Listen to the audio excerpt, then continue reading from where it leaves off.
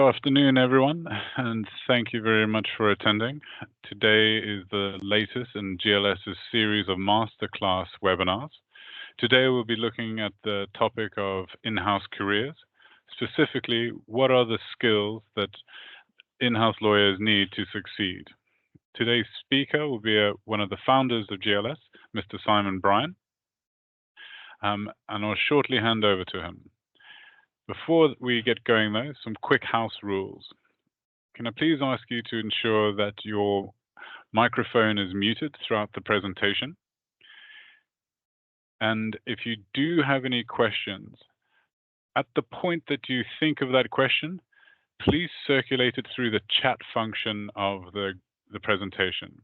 There'll then be a Q&A session at the end of the presentation, during which we'll answer all of the questions that were asked throughout the presentation.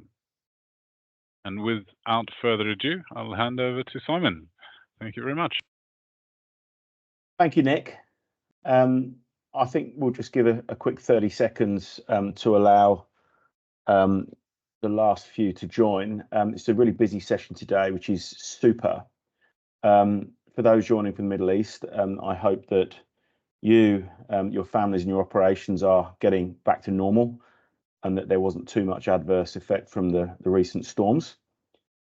And I'm just getting a note now. Okay, I think we'll press on, mindful of time. So welcome to everyone to today's Legal Operations Community event.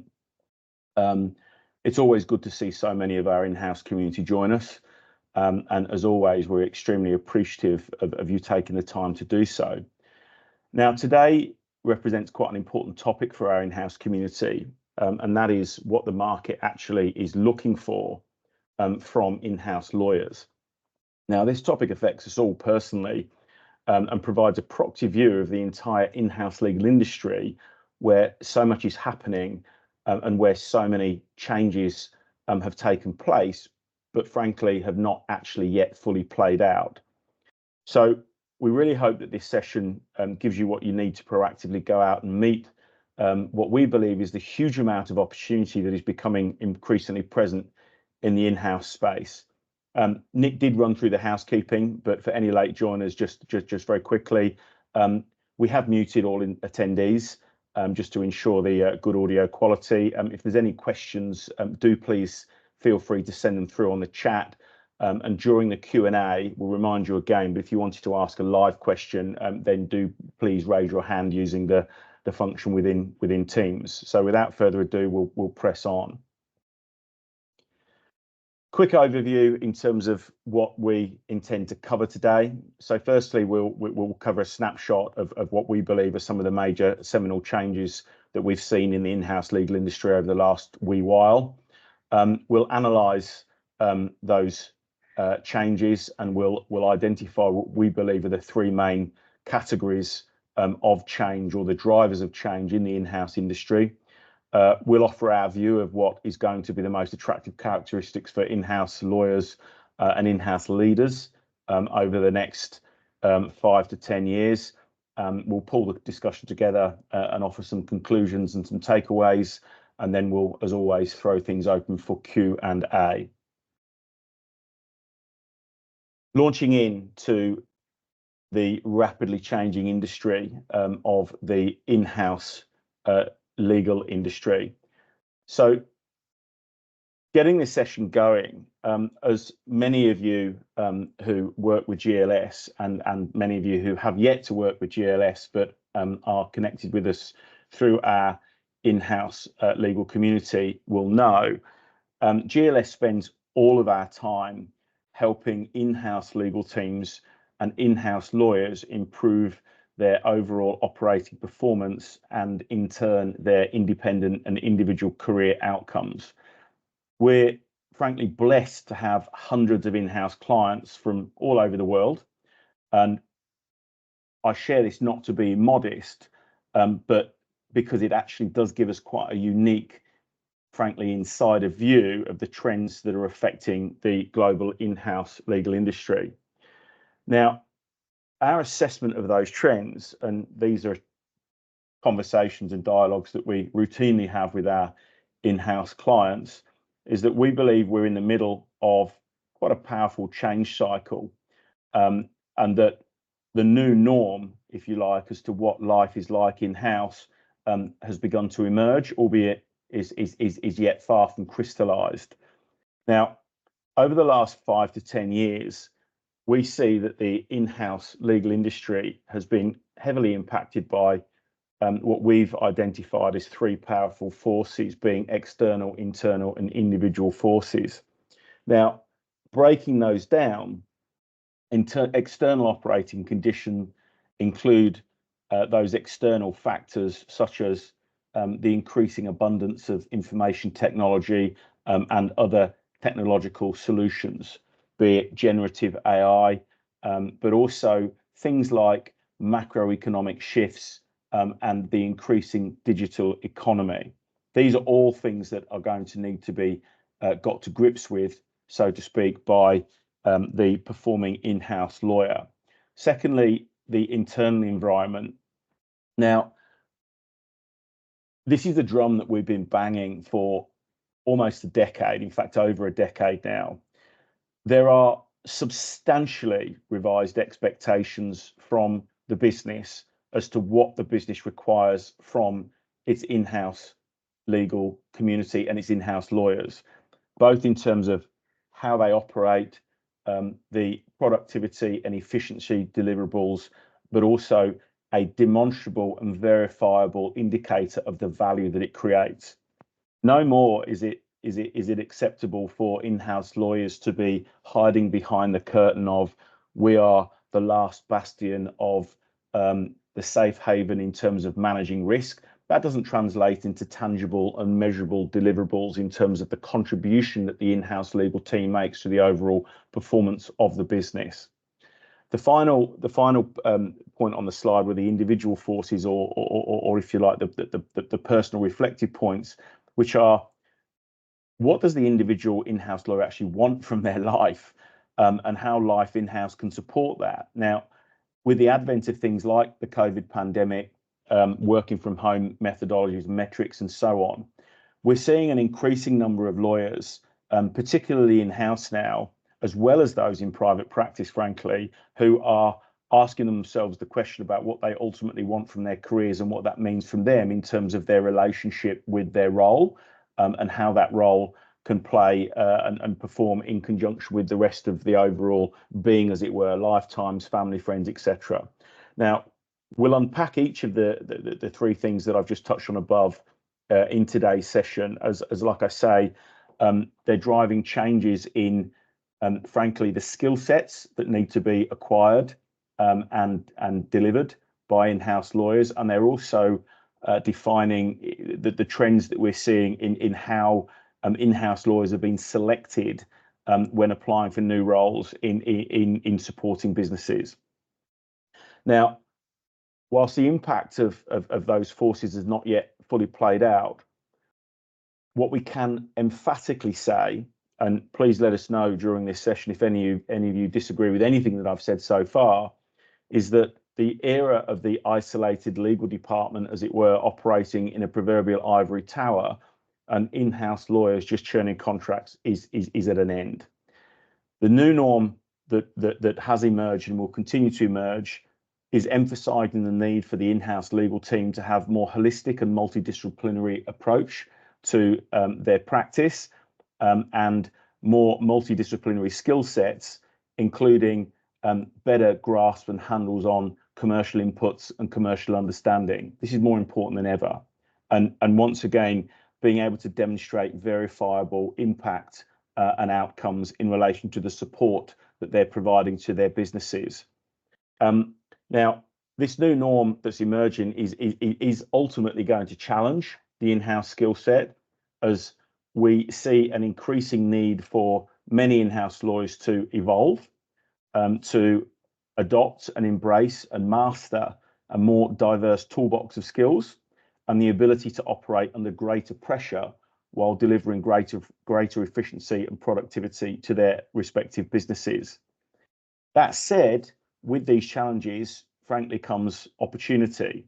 And the opportunities that we're already seeing are for more diverse, rewarding, and frankly remunerative careers for those lawyers who are able to embrace these changes in becoming better aligned business partners, as it were, in being able to offer demonstrably improved outcomes for their business.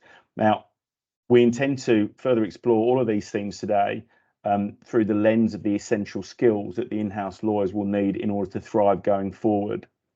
Before we do that, I just wanted to set the scene for the in-house industry by means of what we call a report card that summarises some of the key changes that we've noted over the past decade.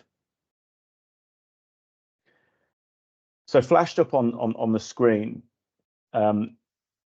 is I think 10 or so of what we see are some of the key metrics of change indicator in the industry. Now, this report card is qualified by a number of things, not least that there's obviously a lot of reporting metrics that can be used, okay, and we're mindful of that. But we're also mindful that general trends, so to speak, can also obscure distinct new trends that might be being embraced by smaller demographics, be it on a jurisdictional, geographic, or whether it's an industry-based level. But on a general level, our report, if you like, on the in-house community over the last decade or so would note that the role is rapidly changing. The role of the in-house lawyer is rapidly changing. The role of the in-house leader is rapidly changing.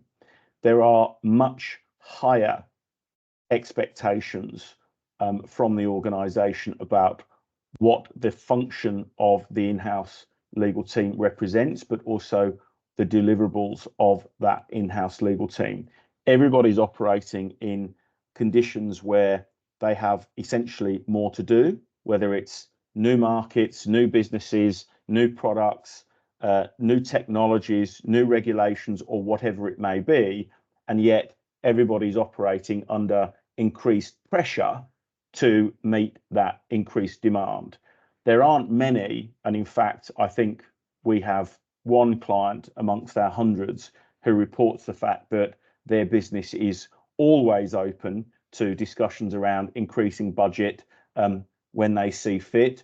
But for the majority, and I would argue that that single client probably represents a statistical irrelevance, almost every client that we speak to is saying that budgets are limited, if not diminishing, headcount is limited, if not diminishing, and everybody is expected to ultimately achieve more with the existing combination of resources that they have to hand, be it their people, their processes, their paper, etc. What's really interesting is that with the changing role and requirement and indeed demands being placed upon the in-house legal team and the in-house lawyers, we are seeing that the job satisfaction of in-house lawyers is actually certainly not improving, but is in decline. And that is in no small part due to the fact that we're seeing reduced work-life balance of in-house lawyers. I always smile and reflect upon the time that I moved in-house from private practice.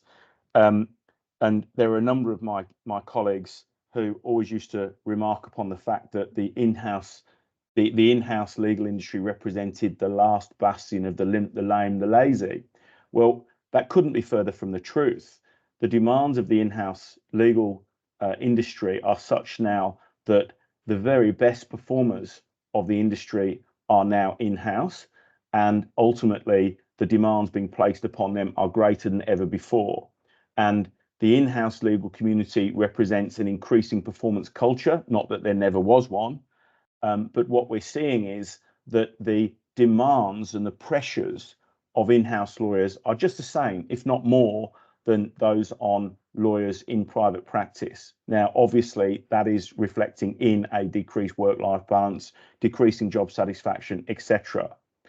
Now, when you combine that with what we are seeing as generally plateauing remuneration rates, it's not surprising that that is necessarily manifesting in declining retention rates, declining job stability rates, and so on. I've already touched upon in the previous few slides about the requirement for the in-house lawyer to adopt a much broader skill set, but in relation to the overall career outlook, it actually represents, both some challenges but also opportunities, and we'll discuss that in greater detail later on. Now, to analyse these change factors, we thought it'd be helpful to unpack the external, internal, and personal drivers that are causing the changes within the in-house legal industry. And you may remember a few slides ago, I spoke to the baskets, if you like, or the buckets of the external, the internal, and the individual factors that are affecting and driving the in-house legal industry's change. Now, again, we've broken them down into these three clear categories for ease of reference and discussion. But ultimately, the takeaway observations from these are as follows. There's lots of them, okay? There's a lot that's changing. And frankly, we think that the pace and the amount of change is going to continue, not diminish. Just to pick up on a few, we've already talked, global economic uncertainty. Arguably since the global financial crisis in, 2008, I don't really think we've had a period of economic certainty, to be perfectly honest. You think about where we are today, geopolitical forces, changing climates, all sorts of things that are impacting manifestly the businesses which we are ultimately supporting. Technology is not going to get any less, it's going to get more, some good, some bad, some indifferent. The digital marketplace, which we've touched upon, everybody moving towards a much more digitized approach to the way that they do business, and indeed in the way that they're able to support their businesses. Regulation, always a factor. There's never going to be less regulation, always going to be more. The internal expectations of businesses, there's perhaps a room for a separate discussion around whether the expectations of our respective businesses are realistic or unrealistic in the ability of the in-house team and in-house lawyers to meet growing demand of businesses with diminished or certainly not increasing resources.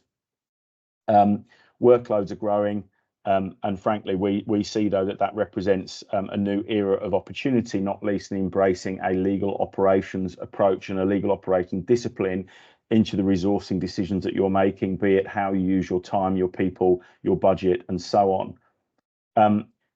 Going into the individual factors again of the individual lawyers, at the end of the day, lawyering is a people business, and lawyers, and certainly since the COVID pandemic, lawyers in greater numbers are questioning, frankly, what they want from their careers and their profession.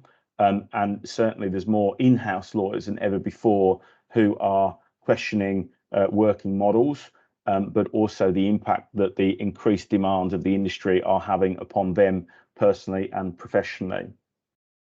So all of these changes, and again, feel free to flag whether you agree or disagree with any of these things that we've flagged, but none of these things look like they're going to be abating anytime soon. I think we can agree that the in-house legal industry has undergone manifest change and frankly is set for continued profound change.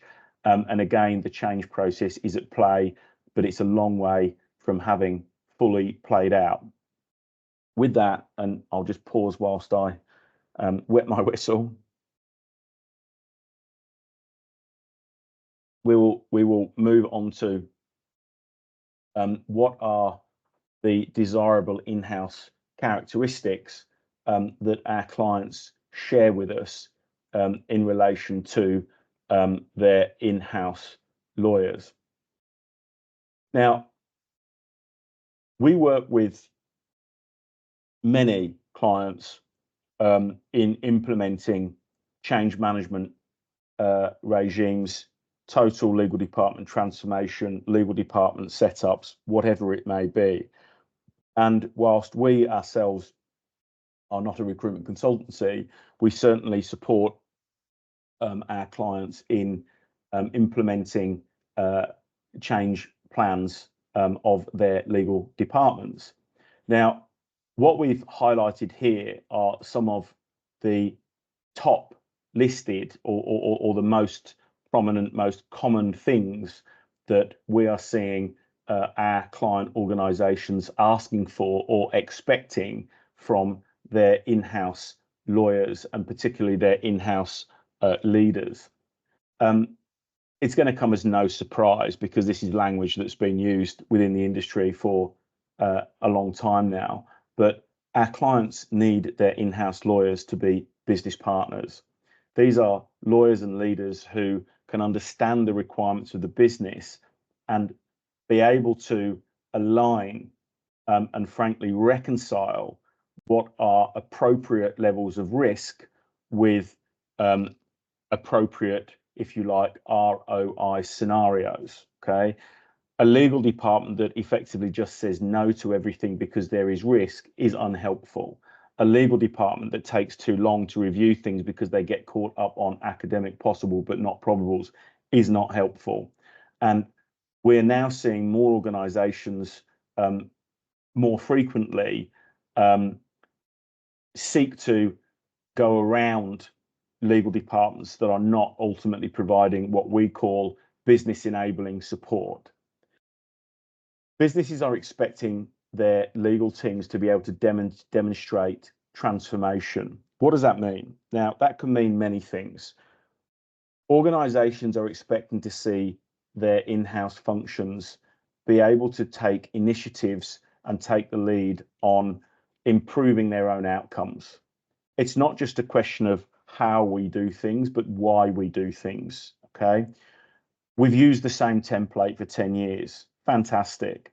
But over the last 10 years, every time we use the template, we have a counterparty who is arguing over a specific clause. Why do we have that clause? Do we need that clause? How many times has that clause been litigated over the last 10 years? Are we wasting time, money, and effort in effectively defending a position that ultimately is not going to improve our overall business outcomes? This is what we mean when we talk about legal department transformation, albeit that is a small subset of it. But again, transformation is a legal department being able to make overall better resourcing decisions about ultimately the decisions they make in how their business is supported. Legal operations, I've just unpacked effectively that view. Legal operations is the ability to implement a legal operations agenda in making more empowered decisions and more resource enabling decisions, more efficient decisions about how best to support business with the existing range of resources that one has available. It's not going to come as any surprise that the businesses are looking for the in-house teams and in-house leaders to lead not just the legal team, but overall internal performance and encourage continuous improvement. As lawyers, we're blessed with the ability to consume huge amounts of information and organize and articulate it in a way that helps others understand. But we also have high moral compasses, and businesses look to that in ensuring compliance, frankly, across the business. And this is both on a hard and soft basis in terms of just instilling the correct kinds of business behavior and professional courtesy and etiquette and the professional behaviors that businesses want to ultimately see engaged in. Value creation. Now, we'll touch on this in a little bit more detail in a later slide, but this is now again moving into the realm of the changing role of the in-house lawyer. In-house lawyers need more than ever before to be able to demonstrate the value that they are creating in relation to the realization of corporate objectives. How are you helping the business make money? Now, is that increased contracts under management? Is that increased contracts being signed? Is that reduced contract closure time? Is that ultimately empowering the business to get more done itself by way of standardized and optimized internal processes and workflows? Okay, it could be a range of things, but ultimately no more than we manage risk. Okay, that's not verifiable. It's unable to be validated by reference to data-based metrics, which is ultimately the language that your CEOs, your boards are speaking. Show us how you make, show us how you save, etc. The technology literacy. Now, this is a biggie. The world is evolving and there are new technologies being implemented across a range of industries in a range of different measures. Businesses are being frankly bamboozled with a whole range of new technologies, which most businesses are struggling to understand. Legal technology is a subset of that. And legal operations is the ability of understanding, again, how you can effectively implement and utilize technology in achieving your better outcomes, as it were. Now, the next time your business is asking you why you have not implemented a new AI contract review tool, do you have an answer for that? The next time your business asks you how you can implement AI into your legal department, do you have an answer for that? Okay, these are the kind of, again, literacies that ultimately your businesses are going to start demanding from you, and it's something that we just need to embrace. Crisis management. Again, omnipresent. It's not necessarily a new thing, but ultimately it's an important factor. And it's the ability to lead during crisis. The legal department still remains, and I say this with a smile on my face, it's, if you like, this safe harbor for things that ultimately don't have a home elsewhere in your business. And the legal department has become the legal department is the fixer. It's the get-doner. It's the doer. Okay, where something is too difficult or too complicated or frankly just too hard for other areas of the business, almost invariably it will find its way upon the desk of one of the in-house lawyers. Why? Because lawyers ultimately get things done. And again, the ability to understand things outside one's own core area of skill set, for example, so on and so on and so on. I'm sure everyone can relate to that. Now moving on to the future-proof in-house lawyer. Now, we will have touched upon some of these things, but again, we promised, as it were, 10 takeaway skill points, as it were, in order for you to future-proof, we hope, your in-house career. Now, as always, our employers, the in-house community, the clients who are employing our in-house lawyers, their wish list always seems to be that they're looking for the unicorn, the impossible that does not exist. They're looking for a miracle worker with every candidate. Okay, but what this top 10 list, if you like, represents is us distilling down a level in terms of what we see are the skill sets that proactive in-house lawyers and legal departments are developing, both in themselves but also in their own teams, whether it's through their own personal professional development, whether it's through formal training, recruitment, or the like. Now, in terms of that future-proof in-house lawyer, at the very least, we see that they need to be across these 10 areas. And again, whilst not necessarily in any order of importance, I think these things are going to be omnipresent in relation to, regardless of what additional or change developments there are over the next 5 to 10 years. We've discussed a bit around legal technical skills. In fact, forgive me, no, we haven't. Legal technical skills, okay? This is one of these omnipresent things that, frankly, you're not going to win any prizes for, okay? Lawyers, ultimately, broadly speaking, need to be the smartest person in the room by reference to the subject matter that ultimately they're advising upon, okay? Businesses now see it as a given, okay, that you have the technical legal skills required in order for you to be an agile advisor, okay? You're not going to win any prizes for this, but ultimately, if you don't have it, you're at threat, okay? You need to acquire this in record time and work on it. And this is something that, again, you're not going to win any awards for. It's just one of those things.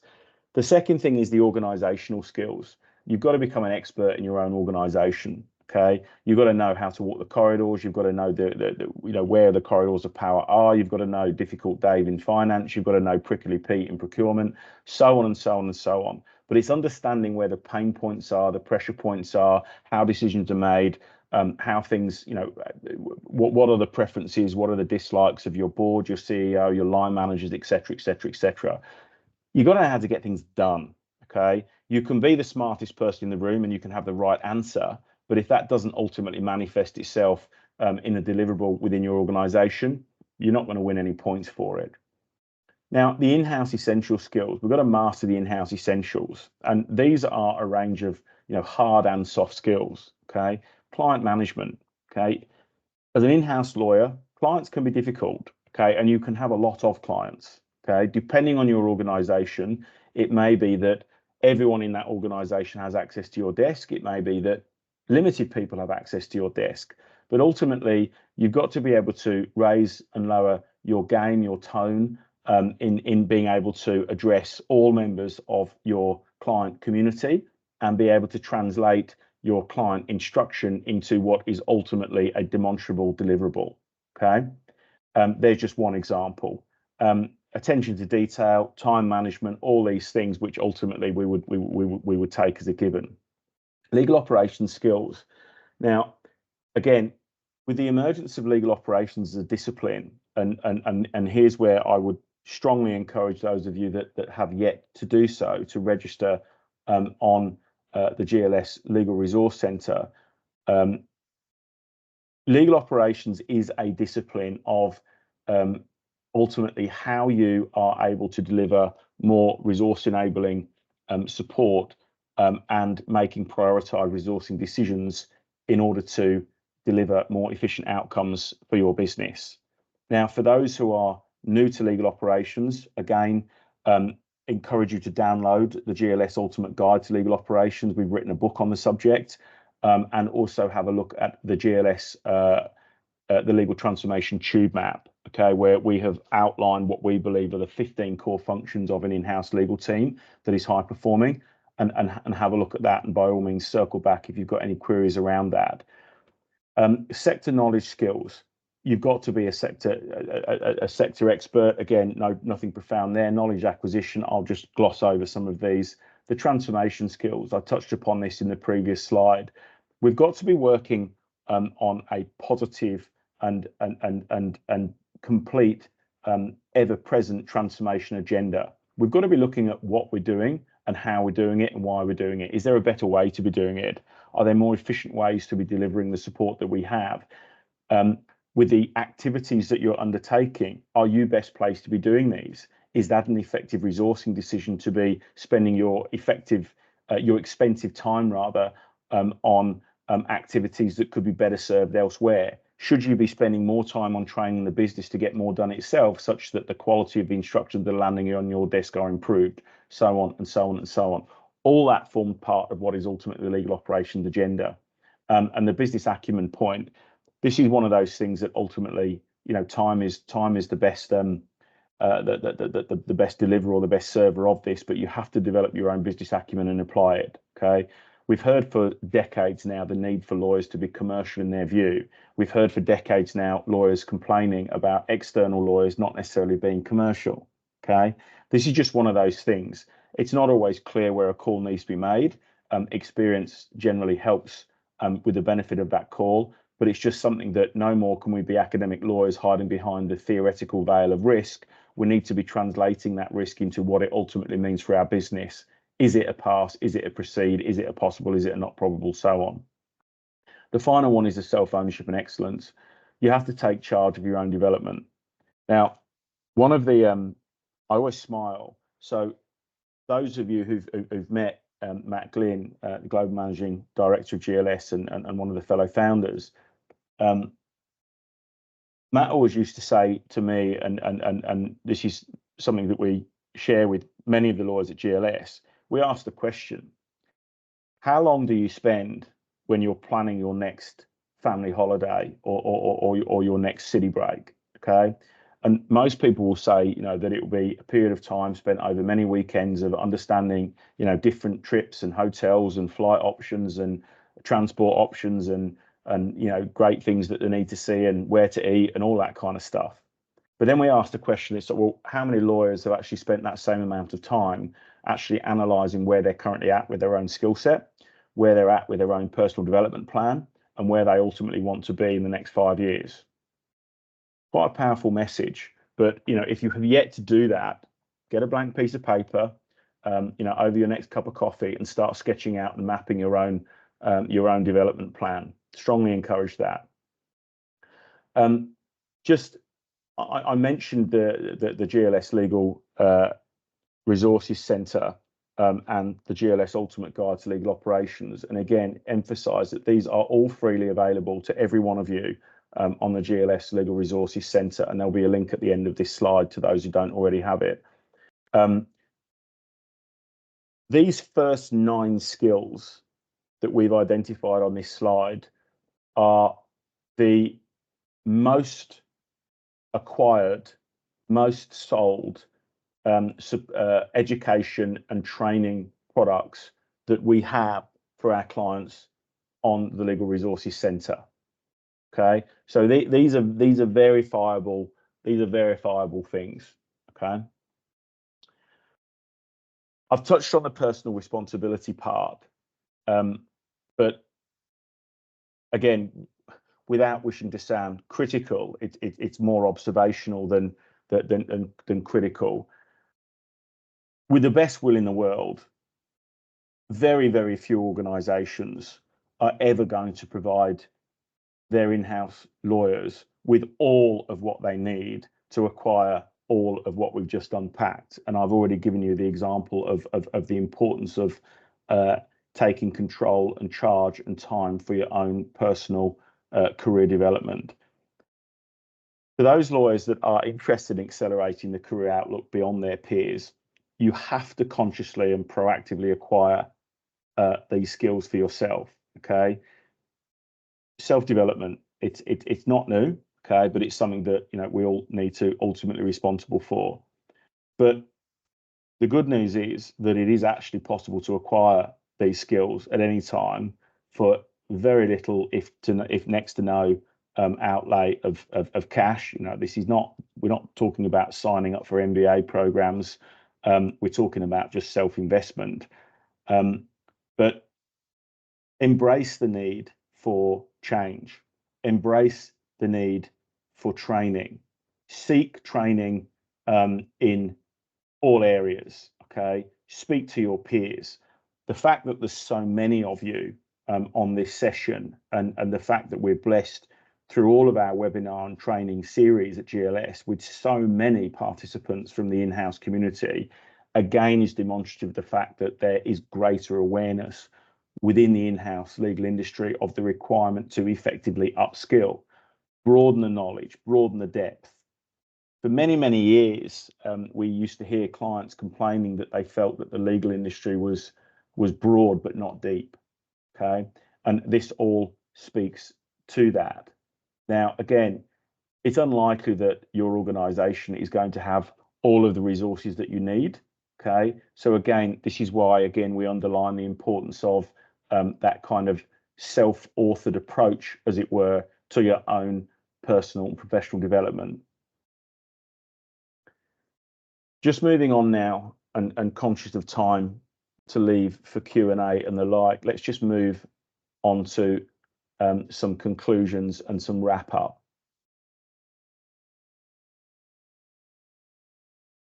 It's fair to say that there is irreversible change that has happened and is going to continue to happen within the in-house legal industry. Now, I don't know about you, and frankly, I'd welcome views, albeit these are views that I routinely counsel from clients that I work with. I think this change is for the better. I remain vehemently defensive of the value and the contribution that in-house lawyers make, and the increased value and the increased contribution that I see the in-house legal industry having in contributing to the overall success of the business community.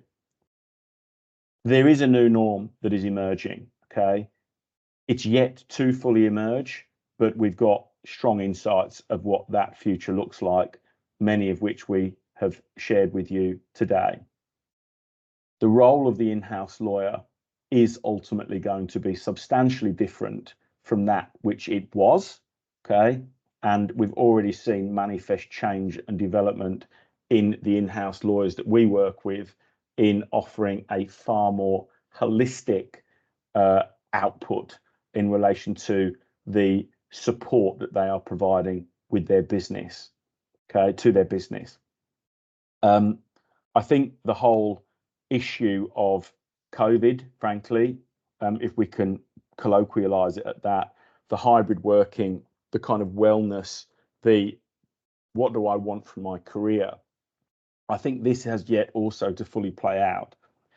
As lawyers, unfortunately, we're never necessarily going to have an easy ride.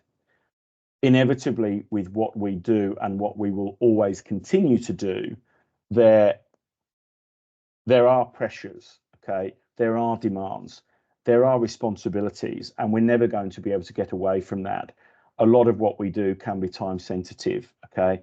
A lot of what we do can have manifest significant consequences to the extent that it is late, it is wrong, etc. Okay, but it's being able to marry that with ultimately the importance of understanding the need for things like work-life balance and so on. Investing in oneself. We have one life. Make the most of it. We see huge opportunities, and in fact, this is already playing out within the in-house legal industry. The lawyers that are able to embrace the kind of transformative change and new skill sets that we've identified, we think will enjoy differentiated careers, broader opportunities, and frankly, much greater remuneration outcomes. Okay, these will be real leaders of the business. Think back to maybe a decade, 15 years or so ago, and ask yourself how many lawyers ultimately moved across the C-suite. How many lawyers moved from general counsel to ultimately COO? It wasn't necessarily uncommon, but I wouldn't say it was common. How many lawyers moved from GC to CEO? Now, that was uncommon. Now, I can think of a number of examples recently where we're actually seeing lawyers not just move into more operationally, COO type roles, but also into CEO roles. Okay, look at Sky New Zealand. Again, there's a major entity in Abu Dhabi where their general counsel is now their CEO, so on and so on and so on. Okay, it's happening. That underpins, again, the next point that those in-house lawyers, in-house leaders that can demonstrate real results are ultimately going to thrive within a business community. If you're able to demonstrate that you can empower your business into making more qualitative decisions around how they operate, then that is going to manifest itself into personal development. It just is. Okay. We've discussed about the broader list of essential skills, but the good news is, as lawyers, we have the ability to ultimately upskill and acquire new skills, probably better than many other of our colleagues in the business community. We just do. Okay, we're sometimes cursed with the education of being lawyers, but at other times blessed. We just have the ability to again assume, organise, and recall information in a way that those necessarily haven't been trained to do so. But the last point, and perhaps again the most emphatic point, as touched on before, is you've got to take responsibility for your own career. Okay, spend as much time preparing and planning your career as you do your next holiday. Okay, and just see whether or not that manifests itself in greater change and greater performance outcomes for yourself. Now, as always, with the GLS Group, how can we help you? Well, we have what we believe are, and again, without wishing to sound immodest, the largest range of legal transformation and legal operations tools that are available in a single place. We call it the GLS Legal Resources Centre, which is free to access. Feel free to reach out to myself, Nick, or indeed any of your GLS contacts to the extent that you want to discuss further any of the topics that we've discussed today, or indeed if you feel that your organisation or you would benefit from a conversation around how ultimately we can impact or implement some change within your organisation. I think with that, I will wrap up nicely on time and say a huge thank you, as always, to everyone attending. We are very, very proud and extremely grateful for the size of our in-house legal community that supports us. And ultimately, it's the size and scale of our in-house legal community that enables us to deliver these kind of sessions and the metrics that we do. Thank you for those of you that have worked with us. It's appreciated. We enjoy the relationships that we have with you, and for those of you that are yet to work with us, we very much would appreciate and look forward to the opportunity to do so. At GLS, we are a little bit tech enabled. So if you do want to contact GLS and you're not already connected with us, you can scan these QR code, which I'm reliably informed will enable you to register a free account on the Legal Resources Centre, which comes with a huge welcome pack of, at the last count, I think over $35,000, maybe $50,000 of legal operations tools and resources for you to have a play around with and consume and use at your leisure. Again, if you want to have a private discussion to talk through any of the issues that we've discussed today, which concern you or your legal department, visit the Legal Operations Centre, book a free consultation, or reach out to one of the team. The final note to say is that a recording of today's session will be posted on the GLS website within the next 24 hours. It's normally much less than that, but we've got to allow for some technical issues that are outside of our control. But we will also share a link to that recording once it's available. Feel free to circulate that to colleagues or your contemporaries or anyone who you think that might find that interesting.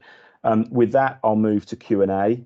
I will pause again for a drink of water, but once again, it's genuine and heartfelt thanks for your participation.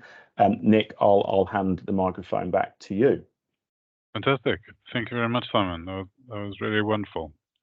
The first question that has come from the floor is, what are some of the most common career mistakes that you see in-house lawyers making? Wow. Good question. Not turning up for work. Good question. I think I would start with probably the last point that we ended upon, which is essentially a failure to plan their career. What's the old adage, Nick? Is it fail to plan, plan to fail, right? Exactly. Yeah. I think given what an organised cross section of the workforce we represent, I'm just going to, without wanting to sound superlative, it staggers me when I have conversations with people about how few lawyers have ultimately sat down and just essentially said, what am I doing? Where am I at? What's good? What's bad? Almost perform like a SWOT analysis of their own current circumstances. And even with that, it ultimately provides some direction, as it were, in terms of where they need to be focusing their own efforts. So I think that would be probably my first one: failure to plan career. That probably then segues in just ultimately failure to adopt and embrace change. I think the in-house community has been more receptive to change than perhaps our compatriots in private practice have been. Maybe that's a function of models and the like. I don't know, but I mean, it segues into the first one. It's where am I at? What do I, where do I want to get to, and what do I need, in order to get there? So we've got to make sure that we've got a reliable plan to effectively evolve. in order to meet the changing demands of the business and the industry. I think that's probably it. I don't know whether you've got anything to add, Nick. No, I think the only other one would be to make sure you attend, or the biggest mistake is failing to attend presentations like this and be aware of the growing role of legal operations. And how I see that playing out at some of our clients is that at the end of the kind of corporate year, there will be an assessment of each lawyer's and the legal department's performance. And if you don't have a score sheet of objectively verifiable things that you've done to improve the performance of the department or the performance of the business, it's very hard to justify kind of career progression. So with some of our biggest clients, kind of the last month, we've, for example, helped set out a plan of easy things to do during the year, so that at the end of the year, there's now a list of things that can be presented to the non-lawyers within the business and saying, look what I've done, X, Y, and Z. And ideally, those things should have objectively verifiable results, i.e., something that can be translated into numbers that a business will understand. So I have implemented a clause bank and a playbook and done this kind of training. And the net result of all of those efforts is that our average contract closure time has gone from 3 months to 1 month. Like I've genuinely contributed to the profitability of the company, rather than just saying I had a good year. Like that's I think a big part of it. Which leads us on to the next question. What is your prediction for the future of in-house lawyers? Many of us feel threatened by the introduction or advent of new technologies.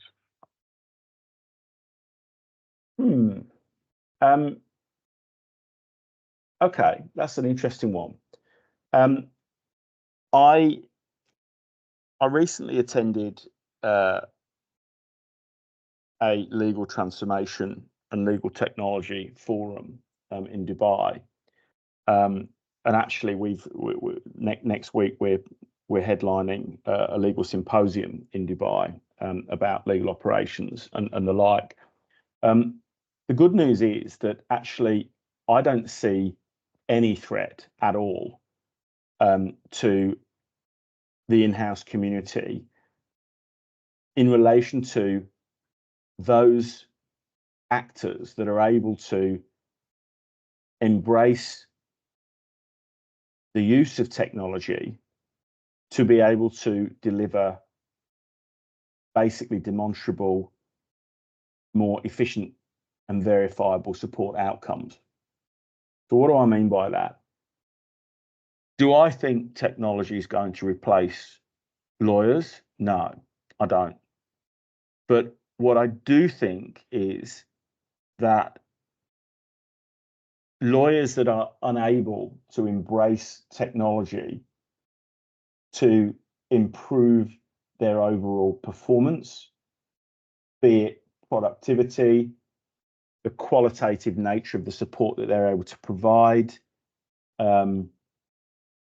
faster support, greater support, faster reviews, more reviews, etc., then the lawyers that are able to implement that part of the overall landscape, as it were, technology, the lawyers that are able to introduce technology into their game to improve their game, I think they're going to have manifestly improved career outcomes.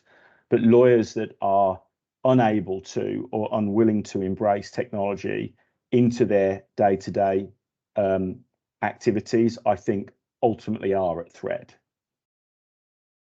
Okay. With that, we'll move on to the last question before we run out of time. So this one is, how can we improve the overall business perception of our contribution?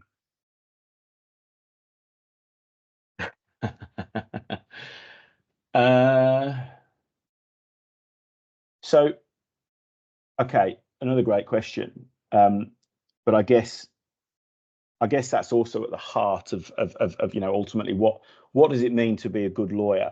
And again, I have many junior or more junior members of the team ask me this, and again, it's a conversation that it's almost an existential conversation that we have with our in-house leaders, GCs, and the like. So I think, and Nick, you need to remind me here about the statistic that we dragged up, and just as a segue, so we're supporting a client at the moment, a major global multinational on a total legal department transformation. They have well over 100 lawyers in different business units around the globe, and we were able to essentially audit their function, which included effectively coming up with a score satisfaction of effectively who thought they were making a contribution and what the view of the business was. And Nick, remind me, I think around half of the 40% of the in-house lawyers thought that they'd made a strong contribution, but there was only 14% of the CEOs that felt the same. Wow. It was pretty dramatic. So that right. So I think there's a disconnect. And this brings me back to the word that I've used multiple times through this presentation, which is verifiable. Legal operations, again, is about bringing a almost data-driven approach to making qualitative resourcing decisions around that which you as a lawyer do, and that which you as a lawyer don't, or that which you as your function does, and that which you as your function doesn't. How you operate, the working practices that you engage, all of the above. But I think businesses will continue to struggle to understand the contribution that the in-house department is able, or the in-house legal team is making, without there being data-driven metrics to support the underlying performance of the legal team. Now, there's not necessarily an exhaustive list of what those data-driven metrics may be, but the in-house team needs to start speaking in the language of the business, okay, which is whether it's money saved, whether it's money earned, whether it's opportunities supported, whether it's contract closure times, whether it's numbers of contracts that have been executed within a period of time, whether it's quick assessment of disputes, whether it's early resolution and intervention of disputes by reference to a workflow that enables early identification and manifestation of disputes, to effectively settle disputes before they run off the edge of the reservation, whatever it may be. But, ultimately it boils down to things that can be validated, okay? CEOs and businesses aren't necessarily going to understand what good lawyering is. The fact that you've just negotiated in, uncapped liability versus, a capped liability of $1 million. What does ultimately that mean for your business, and how does that manifest into a positive outcome for your business in a way that can be verifiably and tangibly measured? So to summarize on that, and apologies, there's a few thought processes at play there, but increasingly the in-house legal teams are going to need to validate their performance through data, okay? And that, again, is one of the single most important messages in underpinning the importance of adopting a legal operations approach when supporting your business. It just does. Nick, I don't know if you've got anything to add to that, but that's probably as much as we've got, and I think that actually takes us neatly up to 11 a.m. UAE time. Yeah, I mean, just a quick reminder of the slightly frustrating admin side of that is that it really is worth putting the effort in to record some KPIs within a legal department. Like at the beginning of the year, decide what are we going to record, make those things as easy as possible to record, and then show an improvement over the course of the year. But if you just wait to the end of the year before you want to say, oh, we improve contract closure times, it's a bit late because you forgot to record the starting point. Yeah. No, that's a good point, Nick. It's understanding, what ultimately the performance metrics and drivers are, recording them and reporting them. And actually, Nick, probably a good point to end on and a positive note to end on. I think as lawyers, whilst many lawyers are effective type A personalities, I think within the business, the overall confines of the business community, we don't celebrate enough our successes. And again, I'm not advocating that we all go out on a big hurrah because we've negotiated that, cap liability provision, to an uncapped liability provision, not what I'm talking about. But I think being able to, again, even ourselves as a team and as a community, be able to validate what our performance looks like, but then celebrate those successes in a way that, again, the business can recognise. You look at sales teams, they all go and have a big hurrah at the end of the month because they've made their sales targets. Well, I'm sure there are things that legal departments could be doing which ultimately are similar, and again, in a way, adding to the overall morale and so on and so on and so on. But maybe a session for a different day on KPIs and value recognition. Fantastic. Thanks, Nick. Shall I leave you to wrap up? Yep, that'd be a great point to wrap it up. Thanks again, everyone, for attending today. As Simon mentioned, a recording of this will be posted on the GLS website within the next 24 hours and the URL circulated. Please do pass it on to anyone that you think might find this content interesting. And with that, we'll wrap it up and hope to see you at the next one. Cheers. Goodbye. Thanks very much. Have a great day, everybody. Bye-bye.